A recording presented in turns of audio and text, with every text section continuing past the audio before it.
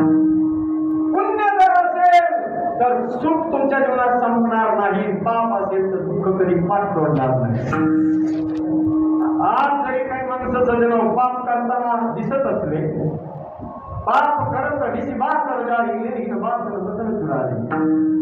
अखंड दिवस रात्र पाप जरी करत असलेले माणसं तरी त्यांच्या घरामध्ये त्यांच्या सुख दिसतंय आपल्याला, तरी संपत्ती कमी होताना दिसत नाही. त्याचं कारण सज्जन हो, ते जे करतात त्याचा हा परिणाम नाही.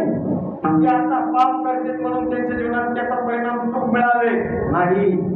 त्यांच्या बाप दाद्याने कधीतरी पुण्य केलेलं असेल आणि त्या बाप दाद्याचं राहिलेलं संचित शिल्लक ते त्यांना भोगायला मिळाले कशाच्या सुखाच्या रूपानं. पण त्यांनी जे तयार केले ना, जवळ पुण्य तोपर्यंत यांच्या जीवनात तुम्हाला सुख दिसेल. आणि मग कधी कधी असं होतं टांगा पलटी घोडे फराराचे होते, असं होतं.